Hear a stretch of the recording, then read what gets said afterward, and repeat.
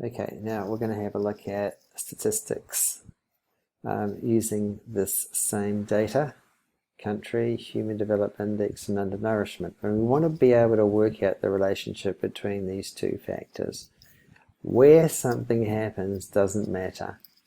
It's the relationship between the variables to see how strong the correlation is. So this first column becomes unimportant to us. What we want to know is their relationship between the level of human development and the percentage of undernourishment. So in this case, what we do is we highlight our first column, push shift, and click down at the last set of data. For the second column, we're going to insert a chart. And in this case, we have a chart that shows a scatter graph, undernourishment percent, and human development index there. In order to provide an indication of the statistics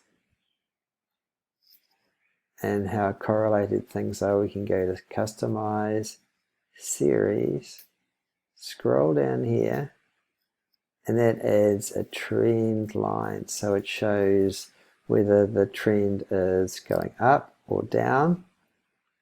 If the trend line is going down, it's a negative correlation. We don't know how strong that correlation might be. So in this case, we can add in a regression figure. And this shows a trend line to a series of 0.024.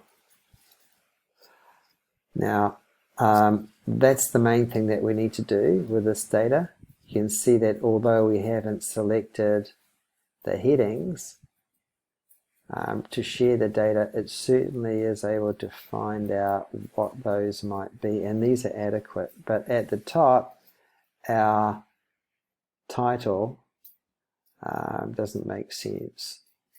So it might be that we would like to change the chart title up here so that it shows what the data is, it shows where the data is for. So we should say for selected random countries, and then in brackets the when 2017. Edit that, and our chart is complete and ready for discussion.